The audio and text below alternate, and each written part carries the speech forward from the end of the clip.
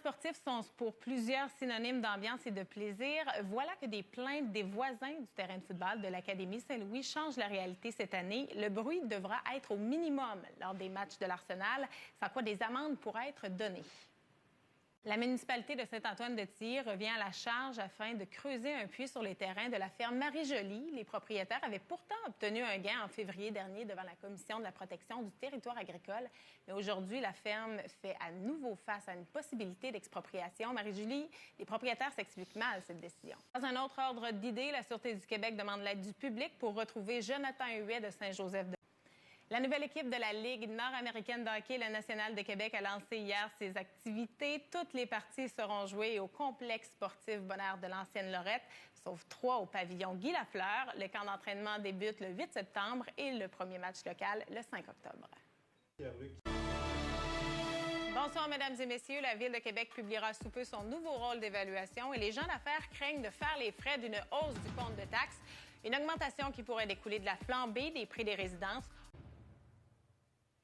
On vous parle ce soir de la Fédération de l'entreprise indépendante qui est actuellement dans l'actualité. En fait, on se questionne sur le nouveau rôle d'évaluation de la Ville de Québec qui sera publié la semaine prochaine. Avec la hausse du prix des maisons, plusieurs craignent un choc foncier pour les citoyens et les gens d'affaires. C'est justement le cas de la Fédération. Avec nous pour en discuter, Francis Bérubé. Beaucoup d'événements culturels sont prévus cette fin de semaine, mais d'abord, vous nous parlez d'une artiste que vous avez rencontrée, Mélissa, qui présentera sous peu un album country. Oui, on est toujours fiers de vous parler d'artistes qui vivent.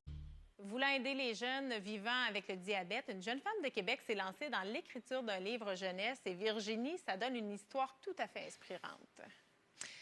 Absolument, Zoé. C'est l'autrice Jessica Aubin qui vient... Une tragédie inimaginable secoue le monde du hockey. Dans les dernières semaines, on vous a parlé des plaintes liées au bruit autour des terrains de sport à l'Ancienne-Lorette. C'est au tour du terrain de football de l'Académie Saint-Louis à Québec de retenir l'attention pour les mêmes raisons. Des plaintes de citoyens du secteur avaient incité la direction à modifier radicalement ses façons de faire lors des matchs de football sous la pression de la ville. Mais voilà que les choses ont changé, José, au cours des dernières heures.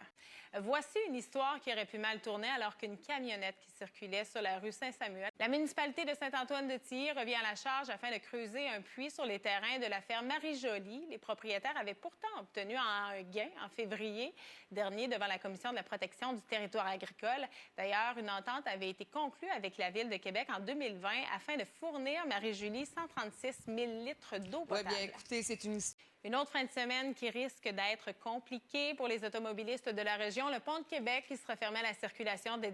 Une situation extrêmement troublante a été révélée par notre bureau d'enquête. Michel Derry, pédophile notoire, faisait du bénévolat dans une église à 2 pas d'une garderie et d'un camp de jour à Montréal. 2 semaines avant la reprise des activités parlementaires à Ottawa et avec les élections qui doivent survenir au plus tard l'automne prochain, en fait, on peut s'attendre à beaucoup d'actions. D'ailleurs, les partis sont en pleine préparation.